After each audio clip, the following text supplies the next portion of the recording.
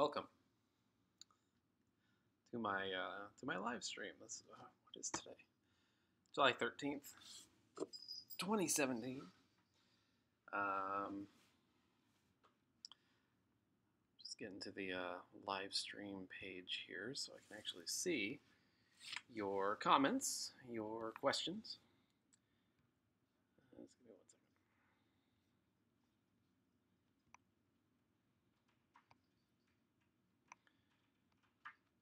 Okay. So I think I'm ready.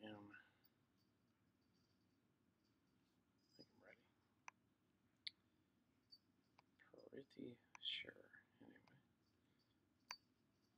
Nice if this would actually go over. There we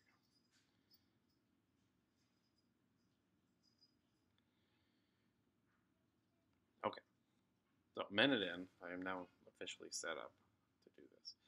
So, welcome to the MBLEx test prep live stream. My name is David. I am the founder, owner of MBLExtestprep.com and this very YouTube channel that you are watching this stream on. I do have a study guide. I promise I won't shill this very often during this stream, but I do have a study guide. MBLEx Test Prep Comprehensive Study Guide and Workbook 2017 edition. This is available on Amazon.com or my website, MBLExtestprep.com. This gives you, basically everything you need to be able to pass the MBLEx. Really goes in depth on a lot of stuff: pathology, medical terminology, massage therapy, anatomy and physiology, etc., kinesiology, fun stuff like that. 700 practice test questions in here. In addition to all of the online material that you get when you purchase this book, such as unlimited practice tests online flashcards that you can also test with, which is really cool.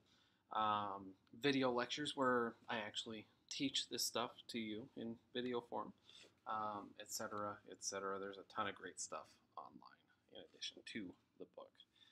Also, if you buy the paperback copy on Amazon.com, you get the Kindle version for free. So, I mean, it's really no better deal out there for MBLEx test preparation. So, buy that, Amazon.com or MBLExtestprep.com. Okay, so I've got a few people here. Good evening. Again, it's a question and answer thing. I'm here for about an hour, unless it's completely dead, and then I'm not going to be here. So you have me for an hour. So go ahead and fire away. Whatever you want to know, I'm here to answer.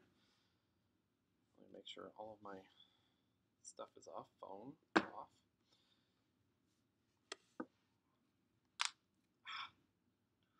My parents used to tell me that popping your knuckles gives you arthritis. That is factually incorrect.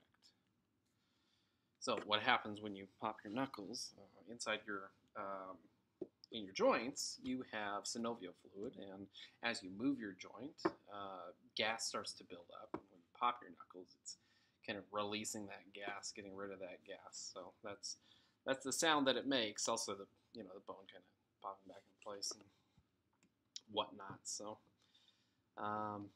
it's always fun, always interesting talking to my parents about anatomy and physiology, because they don't really know as much as I do about it. I mean, my mom knows a lot about the brain. She's a psychologist, got a PhD in social psychology, but the rest of the body, not so much. Like my dad once tried to correct my spelling on the word cartilage. He said, "That's not how you spell cartilage." And I said, "It actually is how you spell cartilage. It's just how it goes." So let's get some questions. Come on. What do you got? I'll just sit here and wait. Sit here and wait for some questions. Let's see. What else?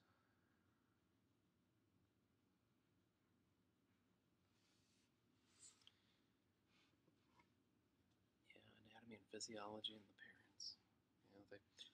I don't know if they really understand that I actually do know a decent amount. My dad broke his foot, maybe like 6 months ago or something. He was trying to paint or reach something really high. I think he was painting anyway, and he was standing on the couch and his foot slipped and got caught in between the couch cushions or something like that. And told me what happened and told me it was swollen, a lot of inflammation and everything. I said, well, it kind of sounds like you broke some bones. Like, send me a picture. So he sent me a picture. He's got a nice swollen area on his foot. And I said, well, it looks like you probably broke your 5th and 6th metatarsal. He's like, I don't know. We'll see.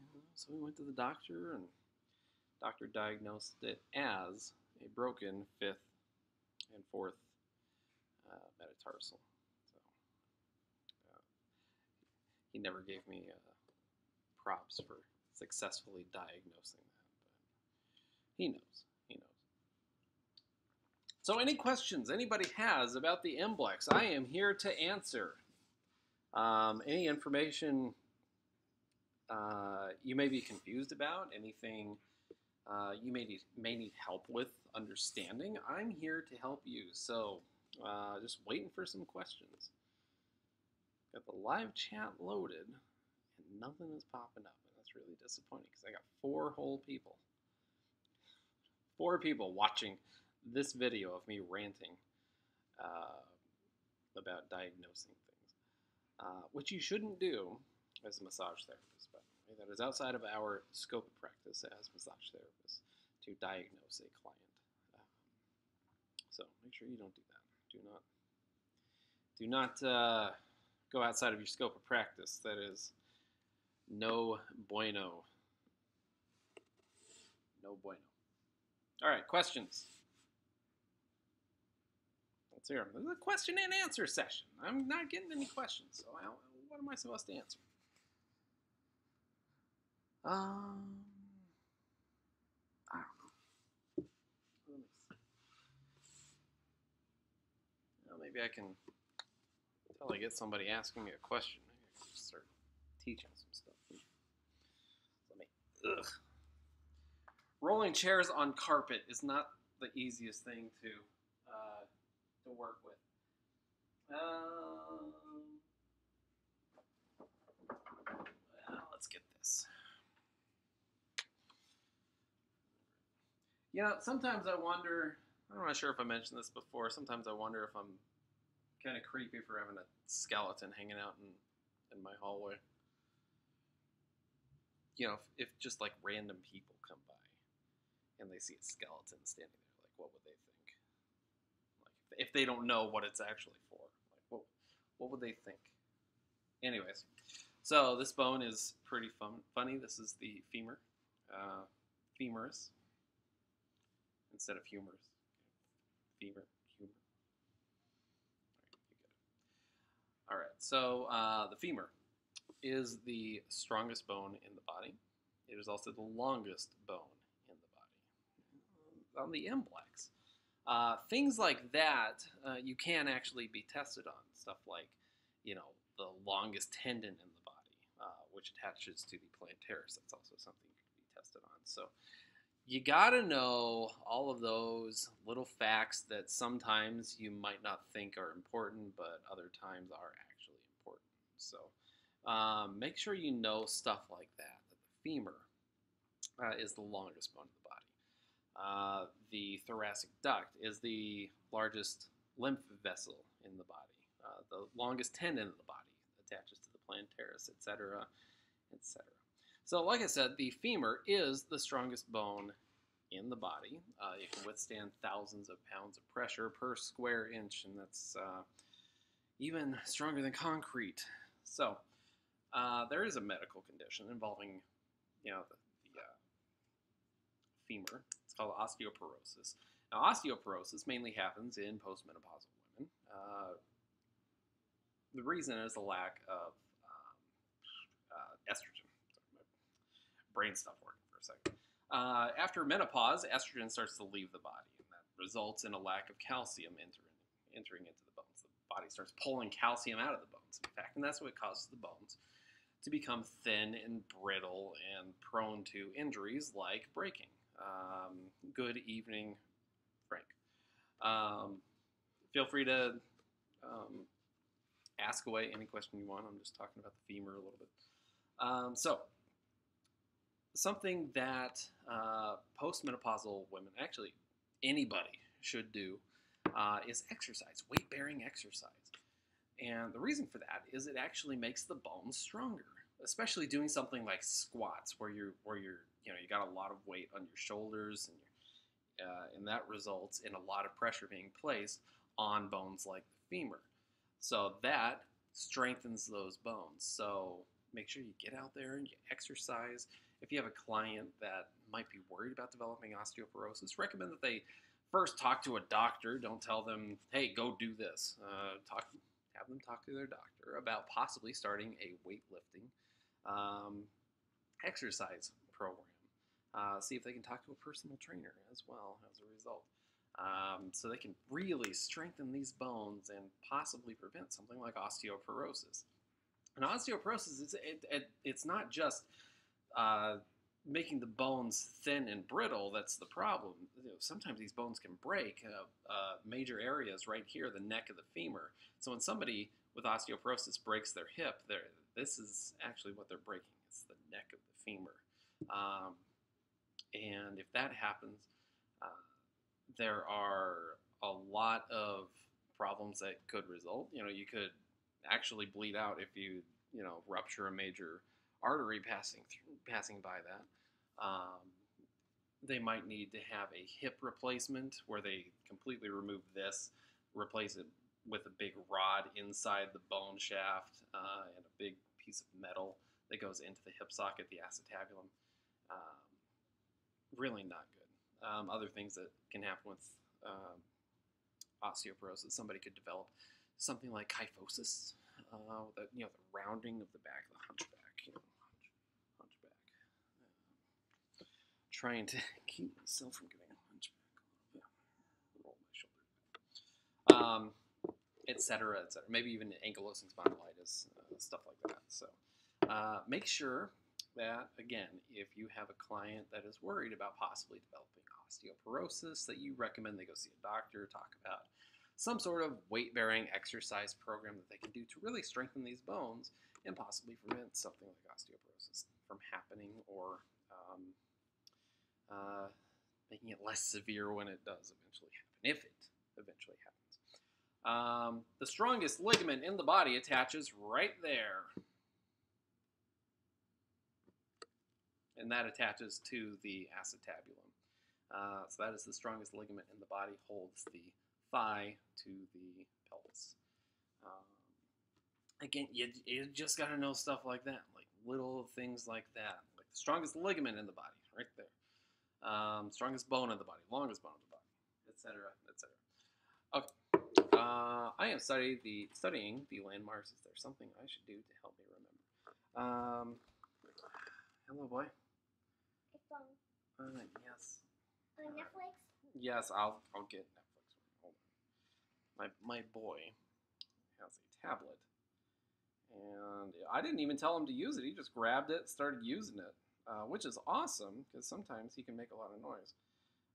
So I'm signing him into Netflix right now. I'll talk about ways to remember bony landmarks in just a second. What's my password? I think this is my password. I think. What are you doing to the cat? Boy, stand up. Here. Here. Help? What is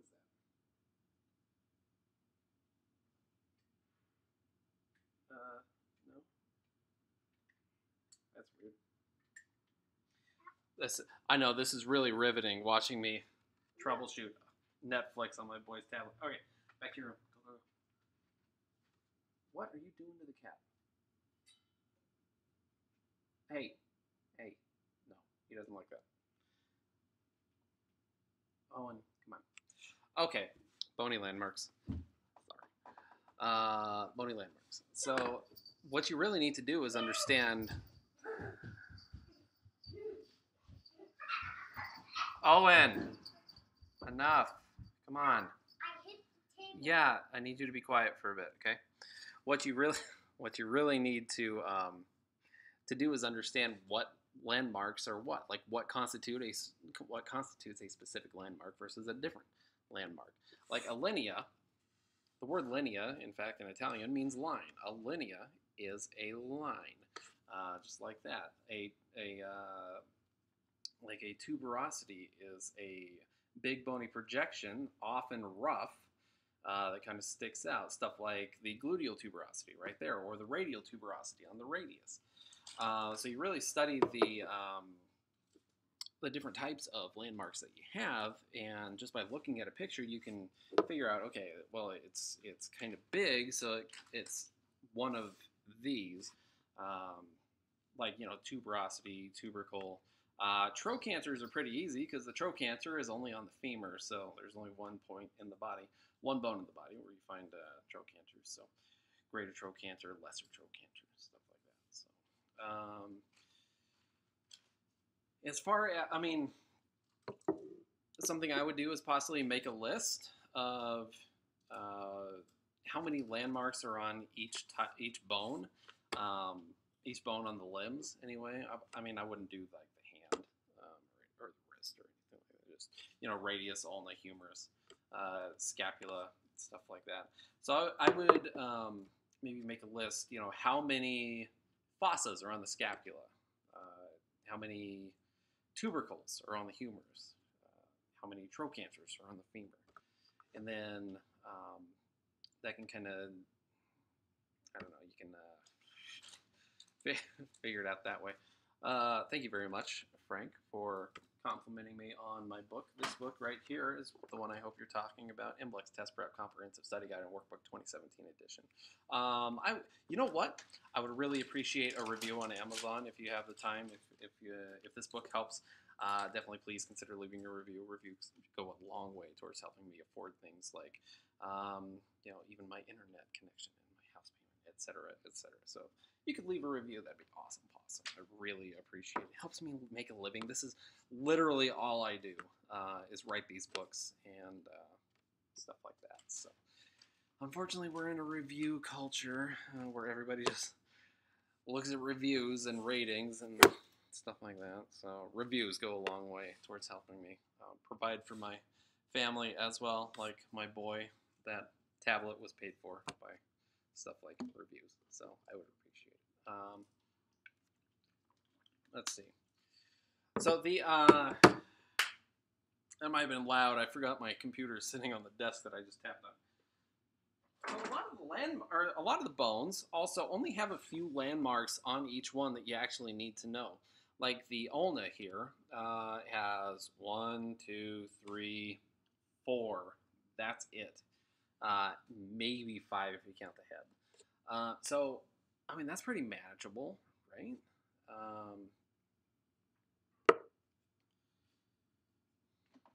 Can I let people know on my lives? I do some Facebook. Let people know anything about my book. Sure, absolutely. I would appreciate it.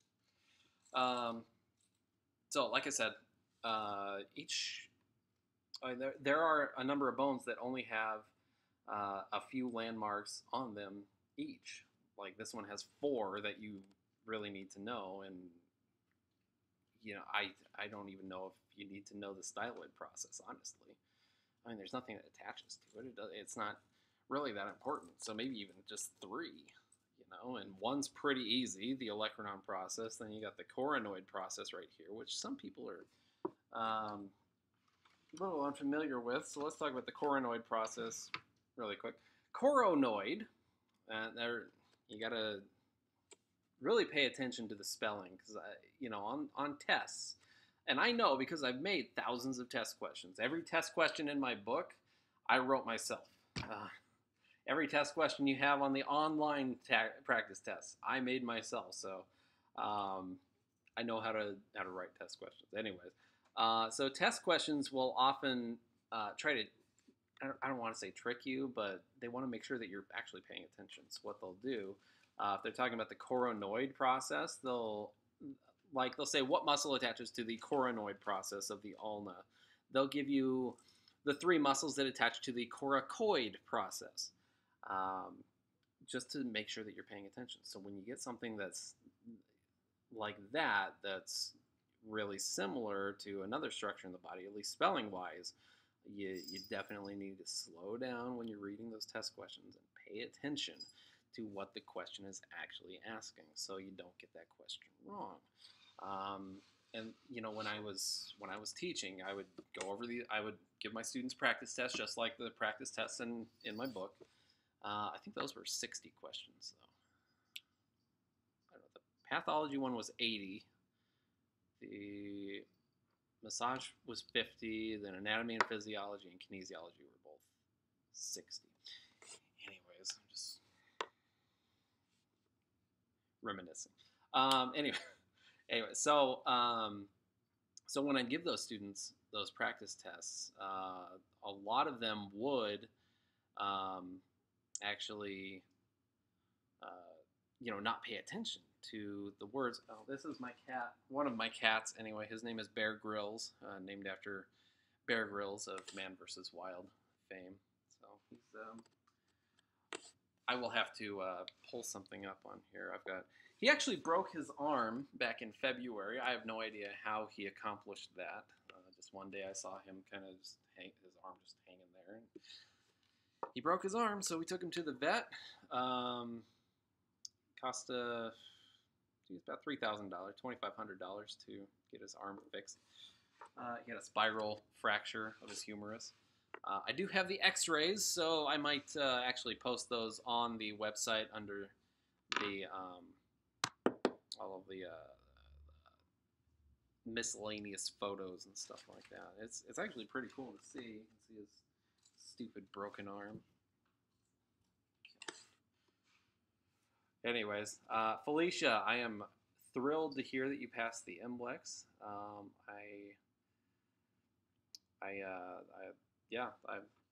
That's awesome. I am happy to hear it. Congratulations. So anyways, on those practice tests, students wouldn't pay attention to the words. They would assume the question is asking one thing when in fact it was asking something else, like what muscle attaches to the coronoid process of the ulna, or what was another one? I can't remember the other one. It had something to do with the coronoid process of the mandible too. Something about temporalis. I can't remember, man. But it was one of those things where people were assuming that it was asking about the coracoid process and not the coronoid process. So almost always students would get that specific question wrong, and I'd say, well, why did you get that question wrong? Well, I thought it said coracoid.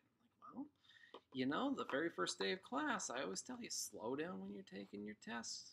Read every word in every question. Make sure you understand what it's asking.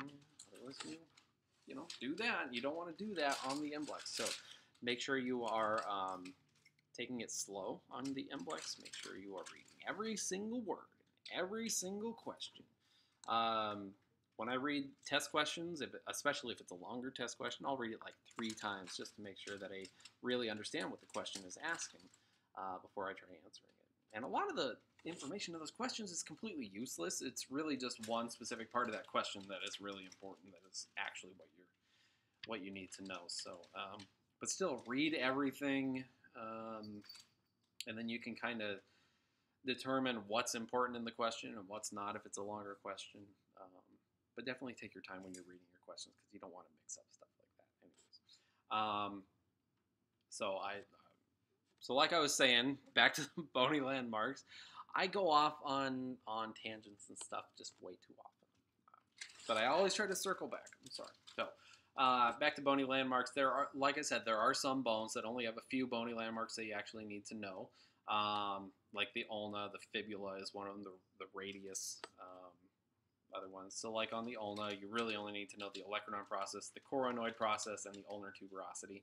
And really, there's only one muscle that attaches to these that you need to know, and that's brachialis.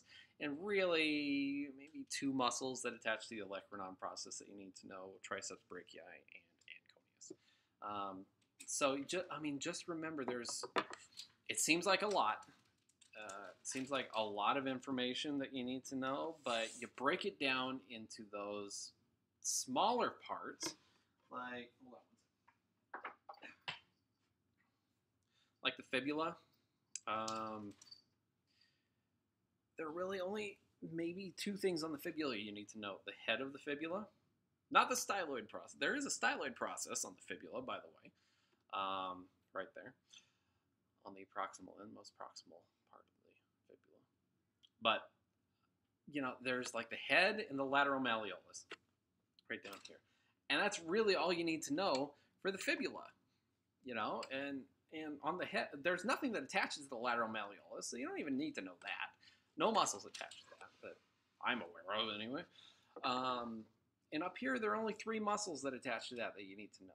So it makes it a lot easier. You break it down into the smaller parts, and it makes it much more manageable. So just remember that.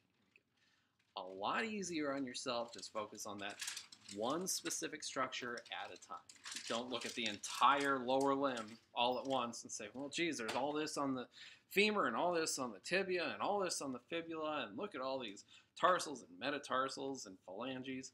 That just, hello, cat. This is another cat. This cat's name is Gannon, named after the villain in Zelda, Ganondorf. Got this cat, thought this cat was a boy because all of the paperwork said male neutered, and then we shaved this cat and found out this cat is actually a girl. So, but we kept the name. Gannon is Gannon. And Gannon is waving tail in my face. Okay, I need you to get down. Thank you. So, I mean, that's what I recommend for bony landmarks. Just take it one step at a time, one bone at a time, and really study the types of bony landmarks that we have. And you should find a consistent pattern with a lot of them. Like I said, make a list of the bony landmarks on each bone. Instead of just labeling, just try to, you know, if you can remember the bony landmarks from your head, try to write them down on a piece of paper and say, okay, well, there's this one, and this one, and this one, and this one, and this one, without having a picture of the bone right in front of you, and see if that helps. And then from there, each bony landmark, try to list any muscles that attach to that too.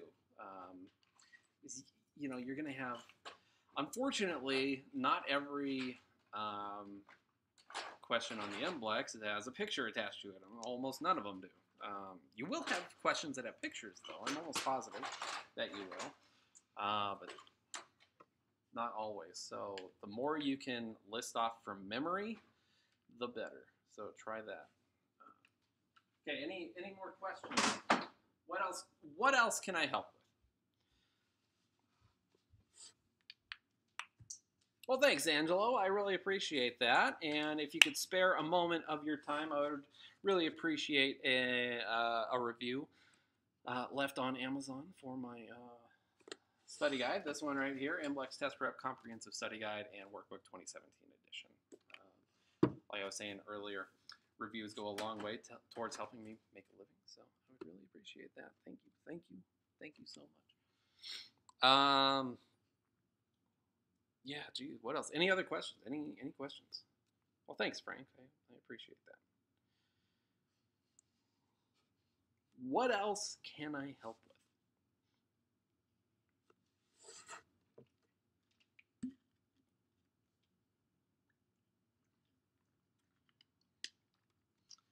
This is my Ultimate Warrior. I guess it's supposed to be like a smoothie shaker. There's that thing in it, but I don't put protein in this thing. That means I have to clean it out more often. How do I remember origins and insertions? Well, just remember, origins don't move. Insertions do move. So if a muscle inserts onto a bone, it will move that bone in some way. If it originates on a bone, it will not move that bone. Now, muscles that attach to the limbs, basically any muscle that attaches to the limbs, the origin is going to be more proximal than the insertion. Let's use biceps brachii as an example. Let's get Kalaka over here. Break him out. And his foot fell off. I don't know why his foot keeps falling off. Like, you gotta be ribbing me.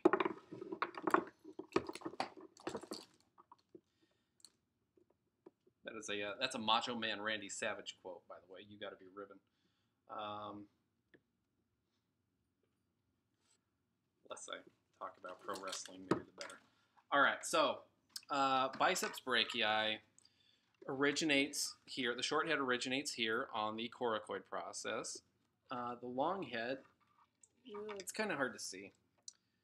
There's a big thing right in the way. You might be able to see that red dot right in there, right? Yeah, right there. The long head of the biceps originates right there. They come down and insert distally to the origin on the radial tuberosity right there. So the origin is always proximal to the insertion on muscles with the limbs. How about brachialis? The origin right here on the anterior distal surface of the humerus, inserts down here again on the coronoid process and the ulnar tuberosity. It just goes on and on like that. So origins, if it's a muscle that attaches to a limb, the origin is more proximal than the insertion. So if you know which parts, wow, this foot is, not sure how that happened. I should really glue that in there. What was I gonna say? So if you got a question asking for the attachment site, like let's say the insertion of a specific muscle, brachioradialis, let's just use that. If you have a question asking for the insertion of brachioradialis, it absolutely will also list the origin. So you should be able to eliminate two answers that don't make any sense from almost any question. You should be able to eliminate at least one answer from a question that doesn't make any sense at all. So usually with those questions you can eliminate two that don't make any sense because they'll be asking about completely different muscles. So that leaves you with one or the other. If it's asking about the insertion and you know where these bony landmarks are, but you can't remember which one is the origin and which one's the insertion, just think about which one's closer to the body than the other one. So if it's asking about the brachioradialis, the two answers that you get to choose from that you normally would choose from are the lateral supracondylar ridge of the humerus right here and the styloid process of the radius right here. So you know that the styloid process is distal to anything on the humerus, right? So that would be your answer. So just remember that with muscles on the limbs, the lower limb is the same. Muscles on the limbs, the insertion is more distal than the origin. The origin is more proximal than the insertion. That alone, just remembering that can help you get maybe one or two answers right. It's could be those one or two answers that you never know could mean you either pass or fail. So just kind of drill that into your skull. Something I also do, I don't know if everybody's as adventurous as I am. One second. Not sure if everybody's as adventurous as I am, but I'm actually willing to draw muscles and stuff on myself, just so I get a visual on my own body where this stuff is.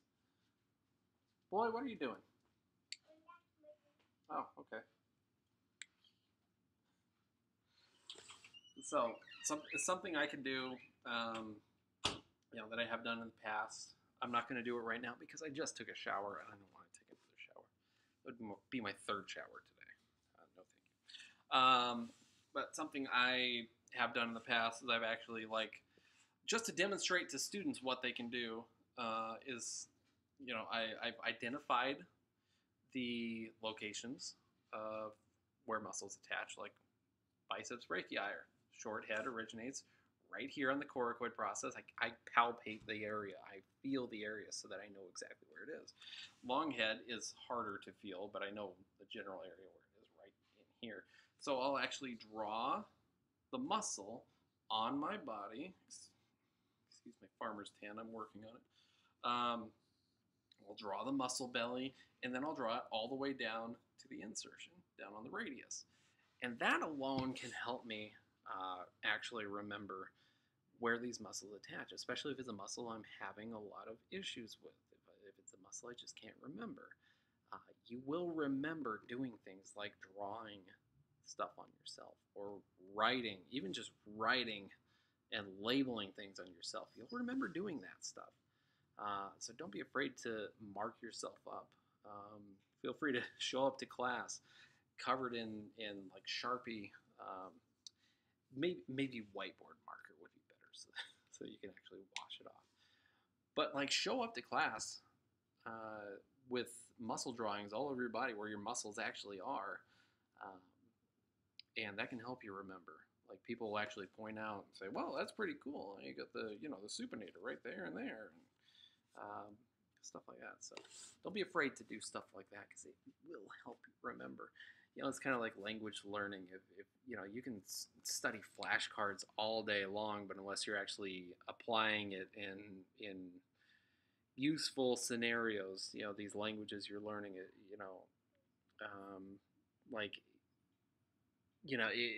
like if I'm learning, I don't know, Italian or something like that, and I'm going out to like a restaurant, I'll remember a lot of those words that I'm actually using because I'm using them how they actually would be used, if that makes sense. I don't know if this makes sense. Something else you can do is actually exercise, and obviously I exercise. I did not lift weights today, however. But actually doing exercises and stuff like that can help you remember a lot of muscle actions and what muscles do. So, like you get some weights. It doesn't have to be heavy weights or anything. I'd actually recommend getting lighter weights so you can do more reps and you can actually keep doing these actions and thinking about muscles that perform the actions and feel which muscles are starting to fatigue as you're doing these actions. Like, so if I just keep doing elbow flexion over and over again with, some 10 or 15 pound weights, which is, far less than I normally do, eventually I'm going to start to feel tired. I'm going to start feeling a little bit of burning in this area. And I think, man, okay, what muscles are in that area? And then I'm going to try to quiz myself. What muscles are in there? I mean, obviously biceps brachii is in there, but what's underneath biceps brachii? It's brachialis, all right? So biceps brachii and brachialis both flex the elbow, right? So, doing stuff like that can help you identify which muscles perform which actions, and that's really important. You need to know which muscles perform which actions. So don't be afraid to actually go out and exercise. Exercise is good for you anyway. You don't get 24-inch pythons like these by not exercising. Yeah, and if you don't want to draw on yourself, you can draw on somebody else. That's, again, you'll remember doing stuff like that as opposed to just looking at flashcards all day. And it's just more fun, studying that way, being interactive with it instead of having just a book sitting in front of you. Here I am shilling a book, but there's only so much I can do with the book. You take that extra step and study in unconventional ways, and you will remember a lot of that information better. Okay, so any other questions? Otherwise, I'm going to keep talking and talking about that. I'd like to think I've made my point on that specific subject matter. Yes, I do have videos, which do help. I apologize for the quality of the muscle action video. That was actually done at my gym, and people at my gym sometimes like to be loud. So, I mean, there's not a whole lot I can do. Yeah, it's just one of those things. So, and actually, that muscle action video, the sound I made the sound on that a lot better than it originally was. So I'm not too upset with the quality of it. I mean, it's not great, and eventually I'll do another one. Mike, who is my friend who was in that video, he is no longer around these parts, so I'd have to find somebody else to do it. I can't do it on myself. I can't record myself working out. That's weird. That's weird, and I would hate watching it. So that's not gonna happen. But thank you, Frank, for your kind words.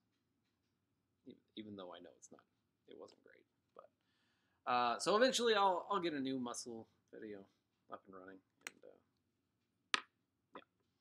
So what other questions can I help? My nose itches a lot lately. Every time I scratch my nose, I'm like, do people think I'm doing coke or maybe I'm picking my nose? I'm not picking my nose, I promise. My nose itches. I got cats. They got hair. That's just how it works. Speaking of hair, look. I just kind of trimmed the other day. Had to clean up. I had kind of a job interview at a career college here in town. So I might be teaching anatomy and physiology at some point. Who knows? We'll see. So, what other questions do you have for me?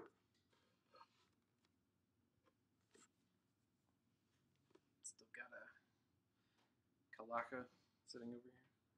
He says good evening. I can't get his other arm to stay up. No, just keeps falling down.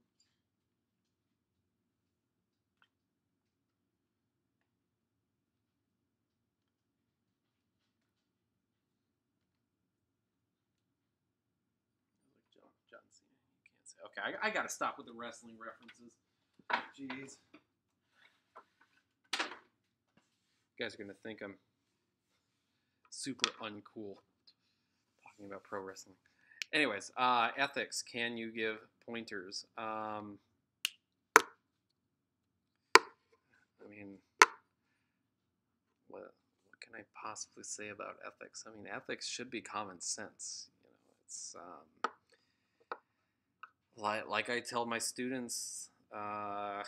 Thanks, Felicia. I'm glad to know I'm super uncool. What I tell my students is ethics at that point should be common sense to you. I mean, hopefully you went to a school that kind of drilled into your head what it means to have ethics, and as a massage therapist, and the actions that you should take and actions that you shouldn't take in given situations. What the MBLEx does is it gives you like scenarios that ask, you know, this person is doing this, like what's the appropriate response, or what action should you take, or what does this represent, or et cetera, et cetera. And a lot of it, like I said, is kind of common sense. And I mean, you either have ethics or you don't. And if you have ethics, it's not that hard to figure out, you know, if somebody's hold on.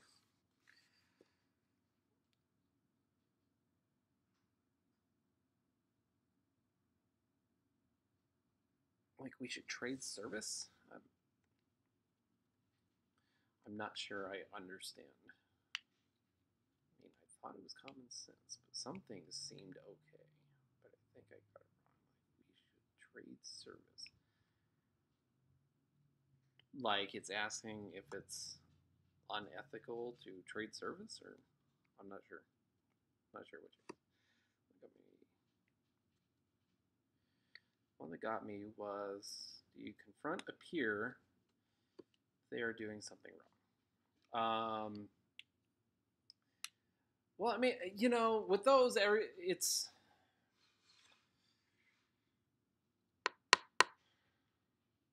yeah, it's weird, because everybody's different. Everybody would have kind of a different response, but there really is one. A lot of that stuff is like there are multiple right answers. It all depends on the type of person you are, but there is one answer that's more correct than others. And if you have, if the if you have a coworker that is doing something wrong. I'm watching the talent feed. Oh, cool! That's pretty cool. Do you have it's a new episode. Do you have to sit right here though? A new episode. Mm-hmm. He does. He does have to sit right here, right next to me, in only his underwear, by the way. For some reason, my boy likes to take his clothes off. Anyways, so if you have a coworker, another massage therapist that's doing something that they should not be doing, I believe the correct answer is you talk to management about it. You don't go directly to the coworker because they could get mad at you. You don't talk to other coworkers about it because that's none of their business. I think you go directly to the owner or the manager, and you explain the situation so that they can handle it.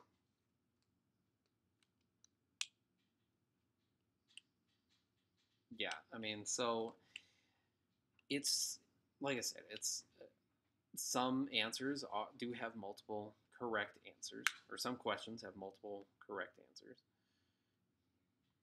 But I mean, you got to figure out, you got to think the majority of people. What would the majority of people do in that situation?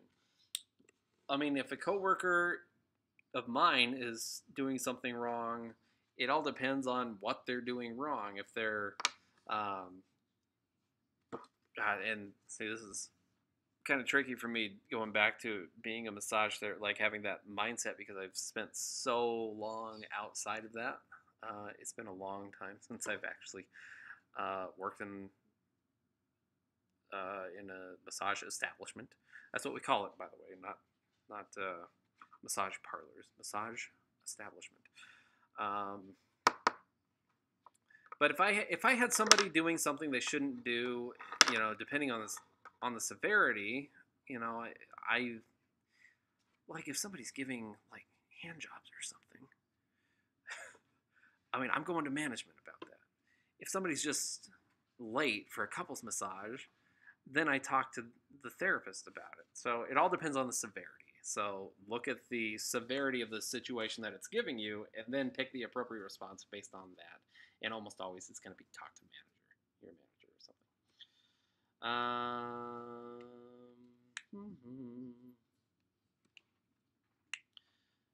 Hello, rest in faith, not rest in peace, like The Undertaker. I'm just going to make a bunch of wrestling references the rest of the night. I got like 15 minutes left. I'm just going to talk about wrestling. How are you? I am fine, thank you. How are you? I took the MBLEx and received a score of 618 over 900. What should I do to improve my score?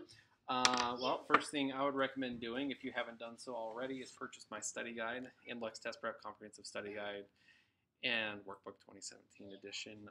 This book will properly prepare you to take the MBLEx, and make sure you are reviewing the study skills and test-taking techniques listed on page 3, and tips to reduce test anxiety on page 4, and that can give you a lot of great ideas on how to improve your test score. You're pretty close. You're really close. Minimum score is 630. So that's all you need. That's all you need is 630 points, and you're really close. So if you haven't done so, purchase my study guide, please. You can get it on Amazon or mblextestprep.com, my own personal website. Let me see. you need to figure out what you need to study. Ah, my nose. I swear I don't do coke. I swear. You need to figure out what you need to study, what you are most proficient in, and what you need a little bit more work in. And I know I've laid out this this study plan before, but I'll do it again. So let's say you're studying 10 hours a week.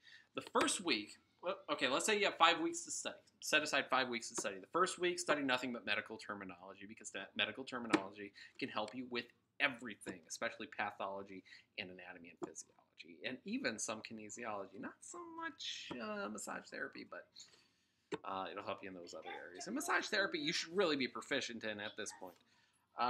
So that entire first week, all 10 hours, study medical terminology. Then you should have a solid base of medical terminology. The second week, you figure out what you need to study more than anything. Do not grab his skin. Don't you do it. He's grabbing the cat, one of the other cats.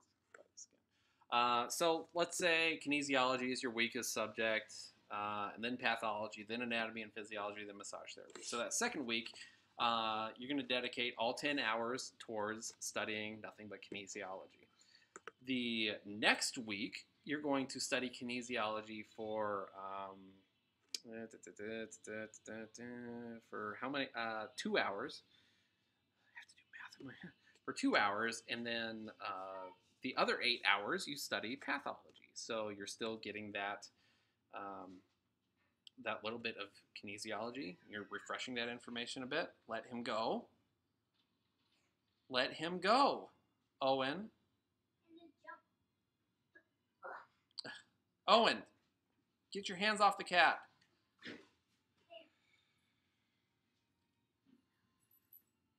Boy.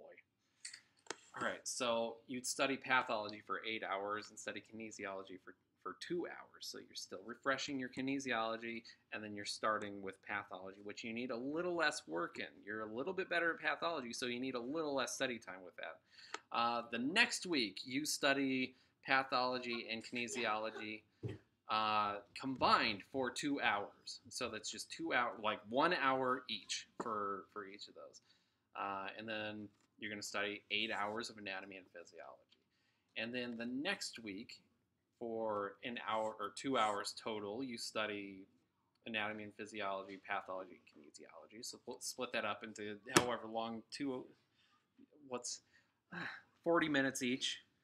See, I can math. 40 minutes of studying for kinesiology and pathology and anatomy and physiology, and then the rest of the 8 hours for massage therapy. And then the last week you study basically everything for 2.5 hours. Every subject gets 2.5 hours dedicated towards studying. So really, 5 to 6 weeks of studying, and you should have a solid foundation for that. I mean, that's a great study plan for me. It doesn't necessarily mean it's a great study plan for you, but just try it, see if it works. Like I said, you're really close. You're only 12 points away, and that's really only 1 or 2 questions. So make sure you review those study tips, test taking tips. During the test, you should get a laminated piece of paper or something that you can write on with like a marker. What I recommend all my students do, very first thing they do before they even start answering questions, is to write down as many test-taking techniques as they can remember. And when they come up to a question that they're having trouble answering, they look back at each one of those test-taking tips, like read the entire question, identify keywords, etc., do all that stuff. They look back at those and then start to, do stuff like eliminate answers. And I mean, that can help immensely just by having that list of things that you can do on your test right in front of you. So try doing that, see if that helps too. So the next time you test, write down as many test-taking techniques as you can. Owen, out. Close that door. Close it. Okay. Right, downstairs, please. I'm answering questions. All right, this should be a fun one. I just read the first part of this sentence. One crazy question was about the client getting hard. What should I do? Walk out or ignore it? That question I put ignore, and my friend said I should have walked out. The answer is you ignore it. Even though it's super awkward and it's happened to me. I mean, I've never gotten a boner while I'm getting a massage, but I've had clients get a boner while I'm giving them a massage. You don't walk out. Even though it's kind of weird and awkward for everybody. Owen, downstairs, please. Leave the cats alone. Thank you. Even though it's weird and awkward for everybody, probably even for your clients, unless they're trying to hint at something more, you just ignore it because, people like to say it's natural. It's natural, of course. So you ignore it. You keep working. You don't acknowledge it. You don't leave the massage. That's ridiculous. Just don't work on the groin and you're fine. You shouldn't be working on the groin anyway. Jeez. My boy is being very loud right now.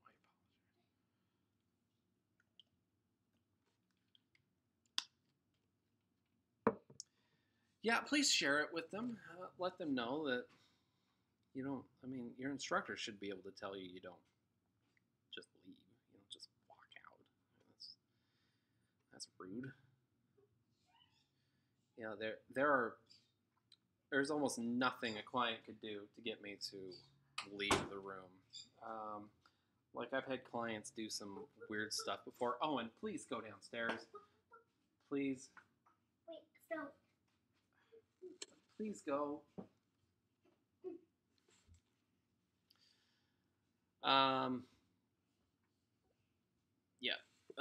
What was I saying? My boy's distracting me so badly right now. There's almost nothing a client can do to get me to actually leave the room. Let's see, unless they're. I've had clients do some weird stuff on my table, and I still hang out. It's like I don't feel like I'm in any danger. Like I said, like Hulk Hogan, 24-inch pythons. Just another wrestling reference for you. I don't think a client's ever going to try anything with me. That's why I'm not afraid to, say stuff to clients. Like if I think they're being inappropriate, I'll say something like, you need to knock it off or I'm going to end the session. But no, I've had clients get erections. I've had a woman rub my thigh once, which was really weird. I didn't enjoy that very often, or very much. I didn't enjoy it very much. I've had people hit on me while I'm giving them a massage, and then call back. Oh, this was a fun story. I had this guy. I was working at a casino in downtown Reno at the resort and spa, and this guy comes in for an 80-minute deep tissue, and he's apparently he's got a lot of money, so the casino wants him there, of course. Got a little inside information. Casinos don't care about employees; they only care about people that spend money. So you can go to a casino and complain about anything, and get lots of stuff for free. Anyways. So this guy comes in. I'm giving him a massage. He's he starts commenting on my age and stuff. I was like 21 at the time. He's like, "Wow, you're just a pup." I'm like, that's kind of a weird thing to say, but I guess. He starts talking about old people not understanding guys like him and me because we're young. I'm like, pretty sure you're like mid-40s. So you're not exactly young. Yeah, I mean he's not old, but he's not young. He says the massage is great. 80-minute deep tissue is great. He didn't leave me a tip, which was annoying. But whatever, tips are appreciated, not expected, of course. He goes up to his room. It's like 8 o'clock at night. He calls me. He calls back down to the spa, asks to talk to me. He gets me on the phone and then asks if I can come up to his room at 8 o'clock in the morning the next morning to give him a massage there. And I say no, because I had kind of just started working there. I didn't know if we did in-room massage or not, if that was allowed. And two, I wasn't really comfortable with that. Just starting my career, I'm not, probably not. So after I told him no, he called the hotel manager to complain about my massage, said it was not hard enough. It was not good. It was terrible. I didn't do anything he wanted, etc., etc.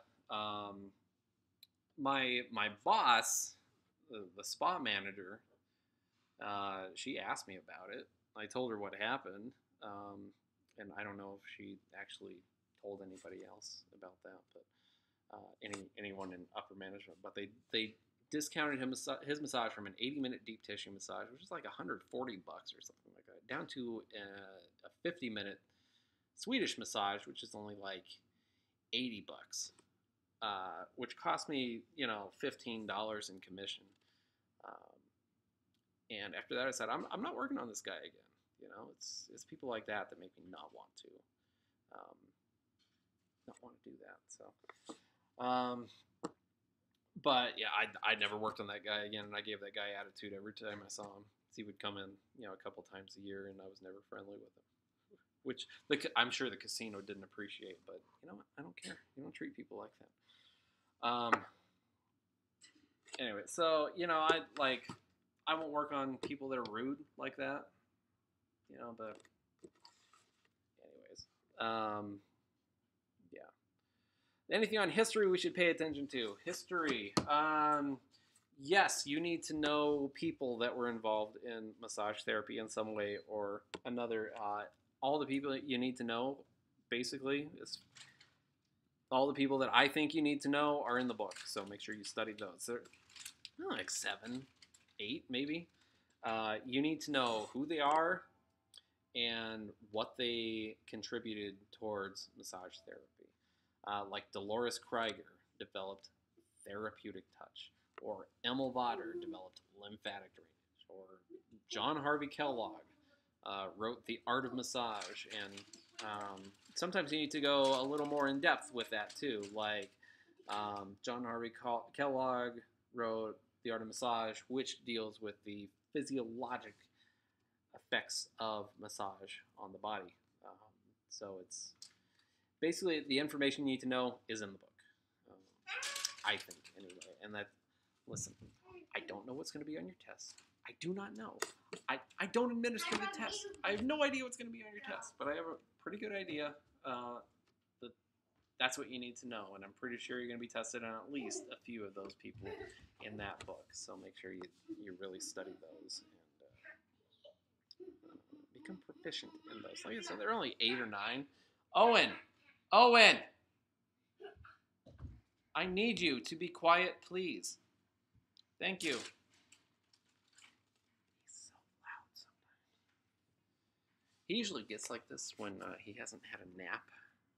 He did not have a nap today, unfortunately. So he's got extra energy. Well, thanks, Frank. I appreciate those kind words.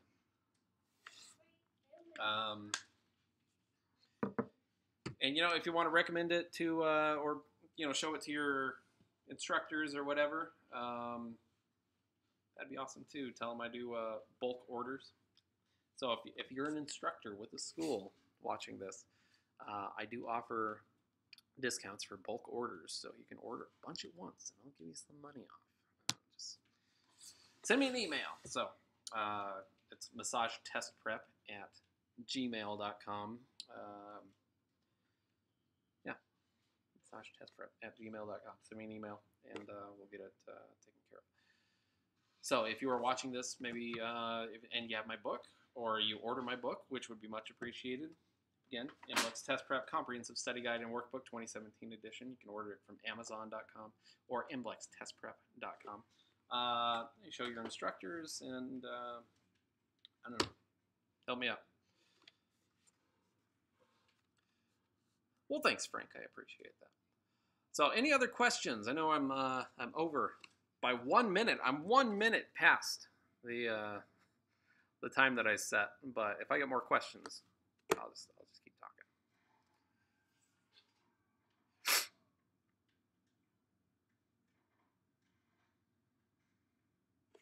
I'll just keep talking. Not many people can talk as much as I can.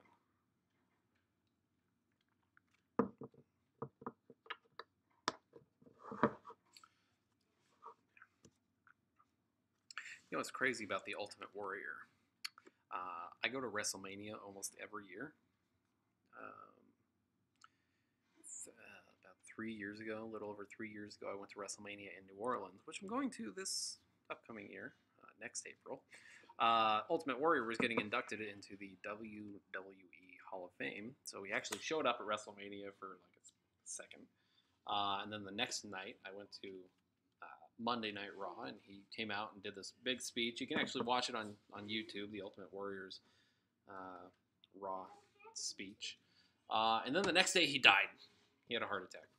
So it was pretty crazy. I saw him the day before he died. Ultimate Warrior.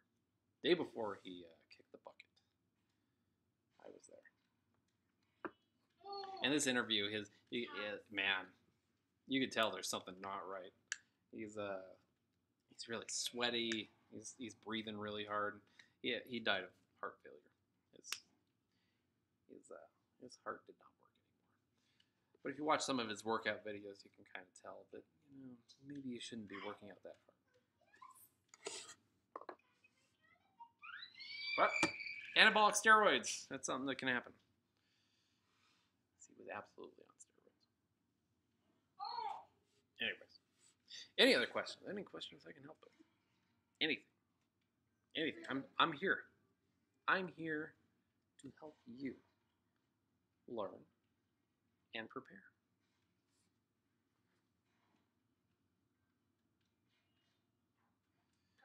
Sorry. Reading an email really quick.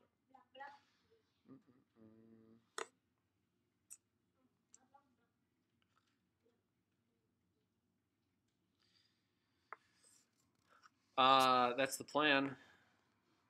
Question: are you going to be a teacher again? That's the plan. Tentatively. Said I had an interview.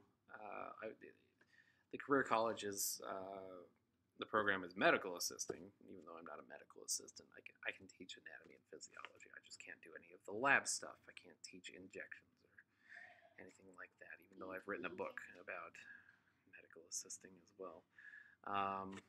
So I can teach that, and that's hopefully what I'm planning on doing. And who knows, maybe in about a year I'll have a massage school open. It might be in the works. I might have an entire binder down here full of massage curriculum and assignments, tests, and stuff like that I've written. So the plan is to open a school soon. That'd be nice. There are only 2 schools in this city. Now, one of them I worked at for 5 years.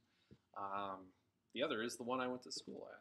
So there's definitely a market and not a lot of competition. So I think I can do pretty well with that. And my students would actually learn everything they need to know. That was, one of the issues I had with the place I used to work at was the students. The students didn't get the education they were paying for, unfortunately. And with me, they would get that education. I'd make sure that they get that education. I wouldn't cram a bunch of students into one class. The morning class at that school that I taught at was oftentimes it was over 20 students in that one class. Closer to 25. That was way too many students. I'm planning on doing just like 12 students in a class at a time, no more. If I have to, 15 at the most, that's it. But ideally 12. So I don't have to buy a bunch of massage tables, extra massage tables.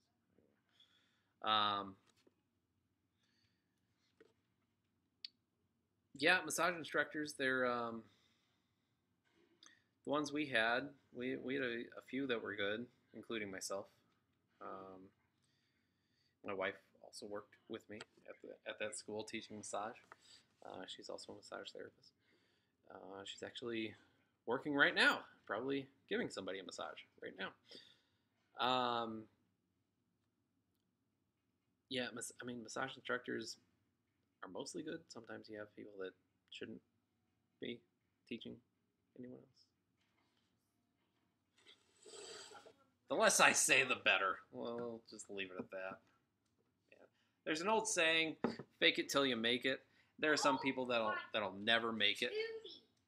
Oh, it's Tootie. Ouch. When you tell students that dermatitis is inflammation of the dermis cells, I know we got it. Am I going to teach trigger point? Yes. Yes. I wouldn't say I specifically will. The way my program is going to be set up, I'm going to have an intro class, which is about, oh geez, it's the hour breakdown. The intro class is going to be like medical terminology, intro anatomy and physiology, Swedish massage, and like ethics, something like that. And then the rest of the program is going to be like the main class. So I'll constantly be cycling people in. So I think my wife is going to be teaching the main class, which is where trigger point would be taught, along with reflexology. A lot of stuff that I've actually never taught, never got the chance to, and a lot of it is I don't believe in stuff like reflexology. I know some people find that blasphemous, but and Reiki too. I don't believe in energy work. But my wife has had experience teaching a lot of that stuff, and so she would probably be teaching that. And I'll just stick with the intro.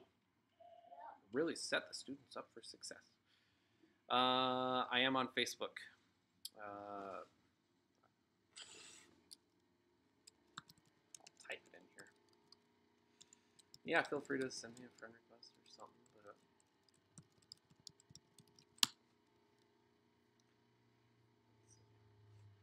so that is my personal Facebook page. Yeah, I'm up for whatever. I'm just here to party. That's all. Party till I puke, which I've done before. Some friends give me guff because I went to visit some friends in the Minneapolis area. It's like 5-6 years ago, something like that. And the night before, we'd been drinking, and I didn't think I was drunk or anything like that. But apparently, I got drunk while I was sleeping. Woke up and in the morning, and I proceeded to vomit about 10 times. And the last one was the most violent. Get down. Last one was the most violent. I ended up puking all over the bath mat. So now whenever I drink or anything, they always say, hide the bath mat. Yeah, hide the bath mat. And they took a picture of me buying them a new bath mat from Target. So that's immortalized somewhere. So hide the bath mat whenever David's drinking. Facebook Live I don't really do too often. Just I don't know. Nobody shows up, and then I got personal friends that show up and I don't know, give me more guff, I suppose. And it's this is easier because none of my friends follow this. Nobody cares. None of my friends care about this little YouTube channel I got. So I don't do Facebook Live very often. If I do, it's on my personal thing. And chances are I wouldn't be discussing anything massage related on that. But, yeah. Hey, Owen, you're being kind of loud right now. He doesn't care. He does not care. He'll be as loud as he wants to be. Well, I'm glad you enjoy my stories. I've got some stories. I've got a few. I've lived a relatively, average life, I suppose. But I got into massage. Okay. Here's kind of a story. I did not graduate high school. I got a GED out of high school, and my mother insisted that if I get a GED, I have to go to community college and do something. It doesn't matter what, just do something. So my nose is so itchy. I promise I'm not on coke. I think it's cat hair. It's probably cat hair. So we're driving out to one of the casinos to meet my grandpa or something. There's like a course catalog for the community college up here, and I'm just flipping through pages, and I land on the massage page, and I jokingly say, "Hey, how about massage therapy?" And my mom says, "Well, actually, you can make a lot of money doing that." And I thought about it for a second. I'm like, yeah, I guess you actually can. So let's rock and roll. Let's do it. I'll be a massage therapist. So that's how I decided on massage. Yeah, it wasn't like a coming of age,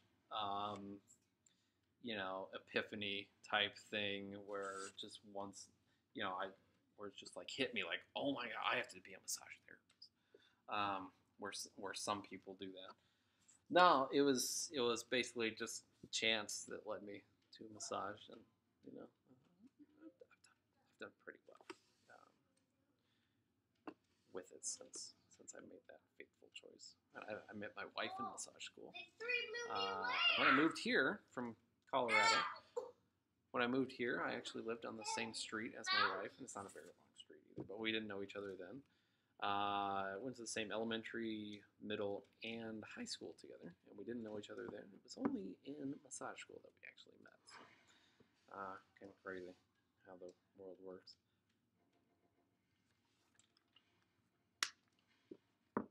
So that's how I got into massage.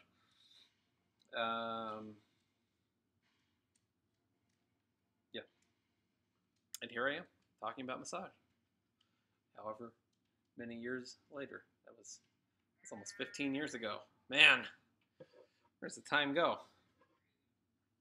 15 years since I decided that I would pursue a career in massage therapy. So any other questions? I will say, okay, here's something I probably shouldn't admit.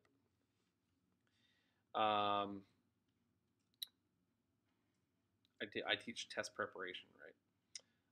I actually failed my first practical exam when I was testing to be a massage therapist. City of Reno has had a practical exam that you'd have to take so you could prove that you actually know how to do massage. They got rid of that, so I mean, it's good for some people, not good for others. But the woman doing the test, like I didn't study. I had this attitude like I do everything. Basically everything I put in my book I didn't do. So I learned my lesson. But partially my fault, partially the woman that was testing me. Pretty sure she was sexist. During the test, they would give you a muscle that you have to demonstrate how to stretch and stuff like that. She gave me the quadratus lumborum. My wife tested like the same day. She gave her like the hamstrings or something like that. And then they would give you like an organ to tell them about and stuff like that, which I don't understand what that has to do with a practical exam, but whatever. It's like 2 organs you have to say stuff about, and she gave me some weird organs. I can't remember which ones they were. She gave my wife like the stomach, stuff like that, and anytime my wife was having trouble like explaining something, she would help her out. She wouldn't do any of that for me. So I'm pretty sure she was a little sexist and she didn't want me getting licensed or whatever. But like the next time I took it, like I was fine. I got I passed the second time. So but I learned my lesson. And I made sure to really study the second time. So hey, I can actually put myself in the shoes of somebody that's studied for a test and failed. So you guys know that I know what I'm talking about. What did I do before massage? I worked at, let's see, when I was in high school, I worked at a grocery store for 2 weeks. Thought I could just randomly take a day off without telling anybody. Apparently, that's not how it works. So I worked there for 2 weeks. Didn't show up to work one day and immediately got fired. I delivered pizzas for a little bit at this local place owned by this Greek guy. His name was Nikos. He was a nice guy. That didn't last very long though. He is now dead. He died of brain cancer like a year ago or something like that. But he has a bunch of Greek places around town, like 2 or 3. I think 2. Yeah, 2. Delivered pizzas for him. Then I delivered pizzas for Godfather's Pizza out in the second largest trailer park in the world, Sun Valley, Nevada. And none of the houses have addresses on them or anything like that. And this was before cell phones, so if I couldn't find an address, I'd have to find a payphone and then call the people. And that was really exciting. I quit there because they started reducing my hours because all I would do is show up and work, and I wouldn't socialize with people. It's like, I'm a delivery driver. I show up, I take pizzas out, and I deliver them. Like, what do you want me to do? What else? That's about it. I didn't do a whole lot before massage. Like I started massage school. It's just a few months after high school, maybe like 7 months after high school. So, I worked at a warehouse too that dealt with like party supplies, which is also no longer there. So that Godfather's Pizza also no longer there. Man, I have the kiss of death, I guess.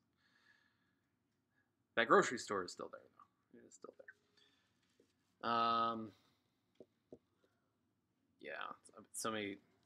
I started massage school, pretty soon after high school, and Oh my goodness. just kind of stayed busy doing the school thing. It took me 2 years to finish. It was split up into semesters instead of a lot of programs now where it's just, a straight shot, 9 months and you're done. So, yeah, it took me a while to finish, but I think it was fine. I wasn't upset. I didn't have to pay a lot for massage school, which is awesome. Like the school I worked at, they charged like $15,000 for massage school. I think that is absolutely ridiculous that they want people to pay that. But I paid $3,000 when I was going to school. Sorry if anybody has to pay more than I did.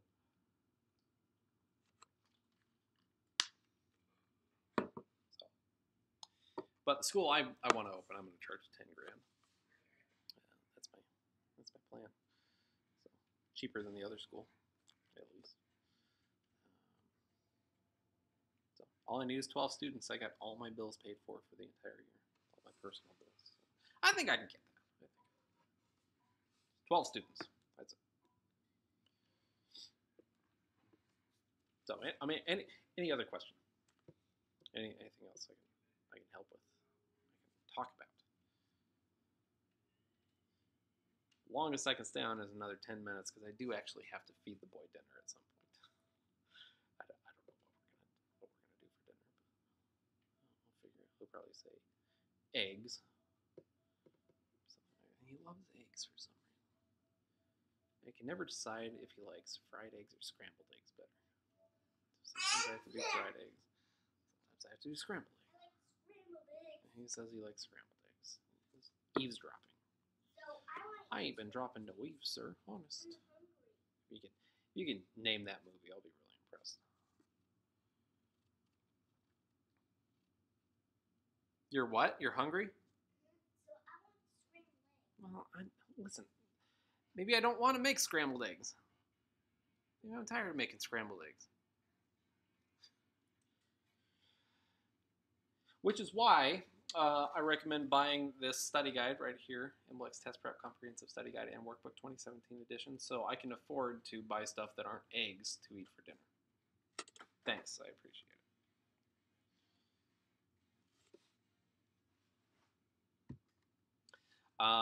it. And just to update, my kinesiology book It is still being proofread and edited, so that should be done in the next probably a couple weeks. I just need to make some money, get the cover made for it, and then finish editing, and then that's done and ready to go. So it'll be fun. I promise it'll be good stuff. Playing Rocket League online, they're gonna kick you out of that game. I don't think you can join a private match. My boy is playing Rocket League for some reason.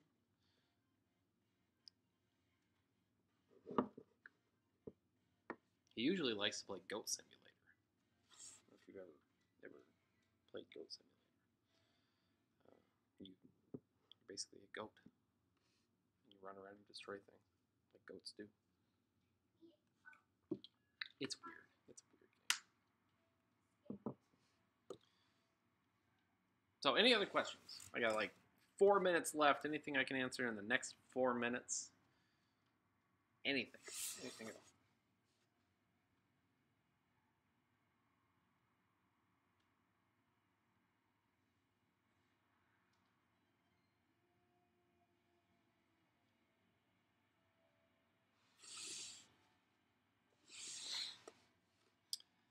Just looking at that poster back there. So I did mention New Orleans earlier.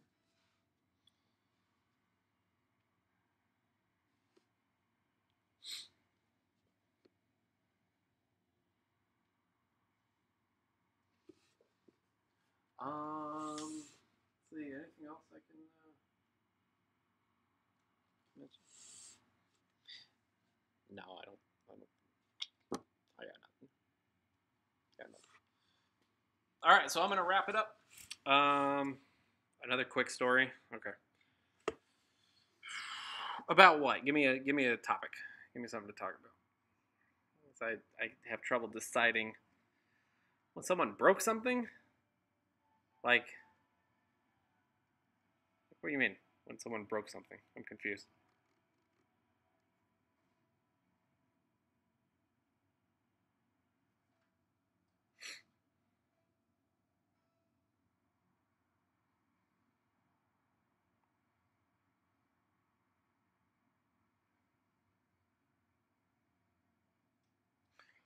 I'm still confused. I don't understand.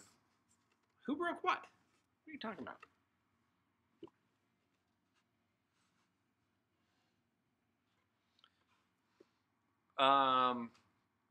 When someone broke something, well, I mean, I know people that have broken things, if that's what you're talking about. Friend of mine is a pro wrestler, or was a pro wrestler. I think he's retired now, honestly, because of this. He back in 2015, he broke his neck, fractured his vertebrae.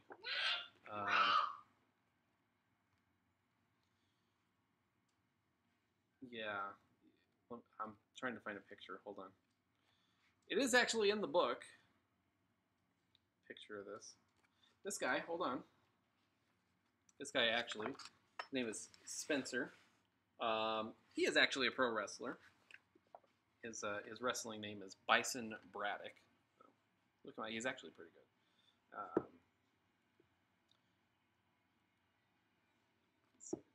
But he's not the guy I'm talking about. In here, hold on. Yeah, here it is. This picture right here. Right there. This is my friend. This is an X-ray of my friend's neck post-surgery. He had spinal fusion surgery. He broke his neck just taking a standard move that tons of people have taken. I think it's just constant wear and tear on the neck that weakened the bones in the neck that resulted in that. But apparently only like 5% of people that suffer that injury actually live. It's the same injury that Christopher Reeves suffered, left him paralyzed. So, yeah, he broke his neck that night. He hasn't wrestled since. He got that surgery. And yeah, there's a lot of speculation, like is he retired or not? And I think he just took a position with the WWE as like a road agent or something. So he does something. Though I don't even know what road agents do, but yeah, there's video of it online. I don't know if I want to give his name, but just look up WWE breaks neck or something. You'll figure it out. Yeah, it was back in 2015, June of 2015.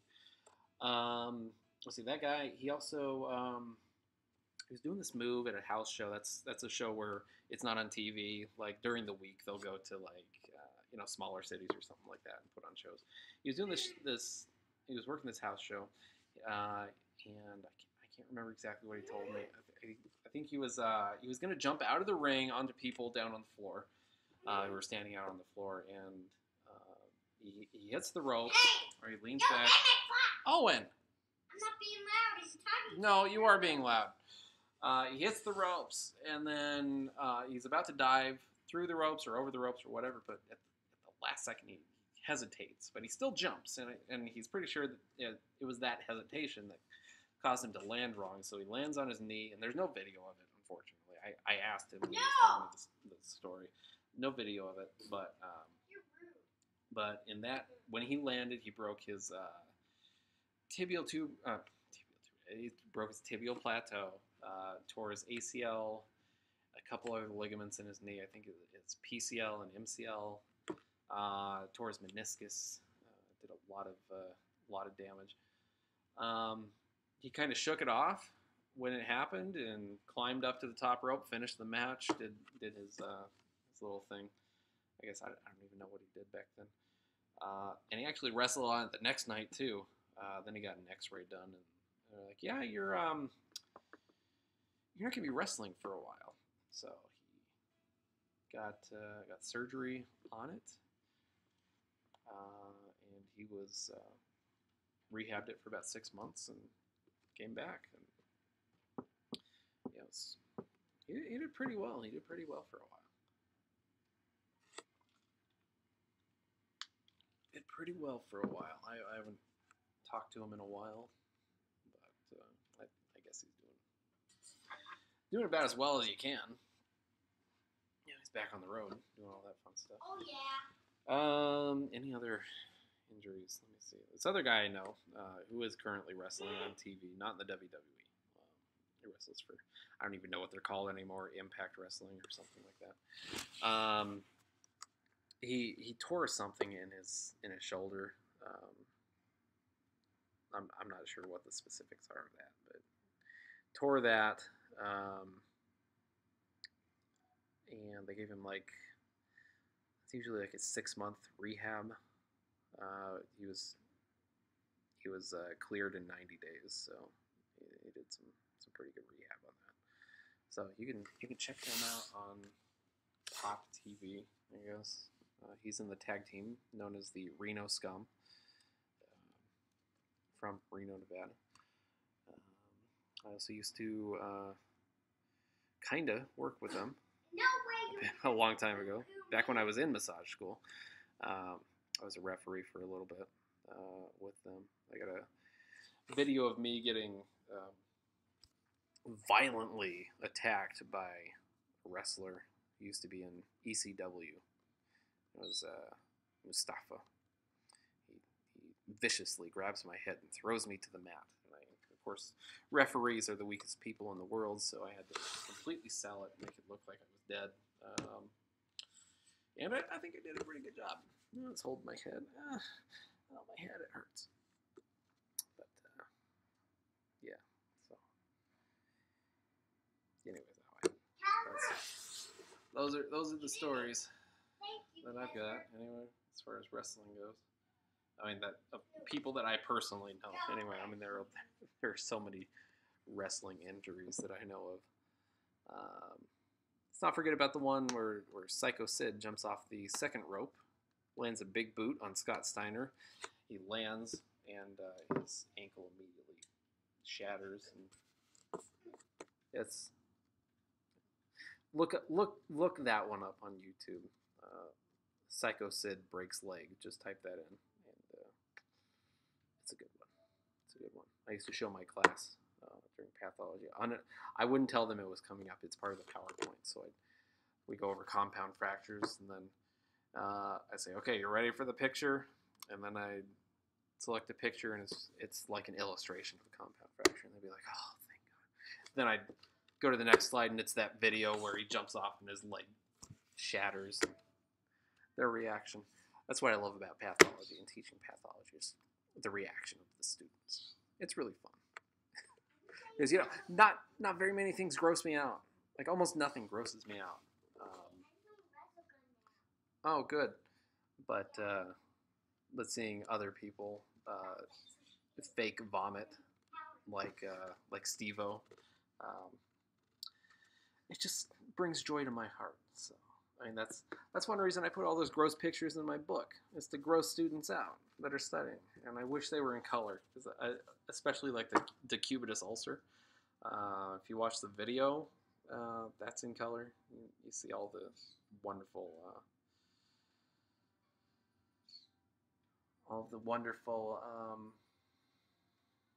colors present in some of that.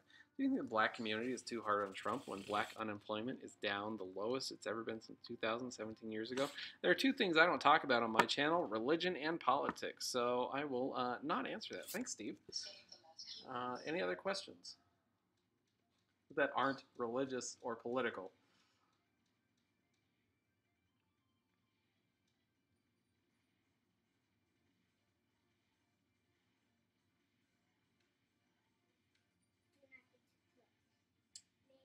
What again? This nose thing is killing me. Now, I was only going to do an hour too, and I just keep talking and talking and talking.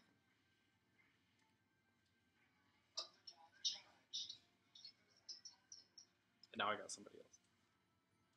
Lonzo Ball, Rookie of the Year or bust? I don't know. Basketball is boring. Watch football. Sorry. All right. I will end the stream on that note. Thanks, Steven, for the incredible questions. Thanks, Frank, for hanging out and keeping me entertained, I guess, for the past hour and a half. Anybody else, send me an email if you want, massagetestprep@gmail.com. I will answer unless you're rude, then I will not answer. So just be cool. And, of course, my study guide, MBLEx Test Prep Comprehensive Study Guide and Workbook 2017 edition. If you have purchased this, please leave a review on Amazon for me. Reviews go a long way towards helping me make a living and providing for my family and being able to feed that child down there more than just eggs for dinner. So I appreciate it. Have a wonderful day, evening, night, wherever you are. Morning, in fact, if you're watching this in the morning, wherever you are. And I will see you when I see you.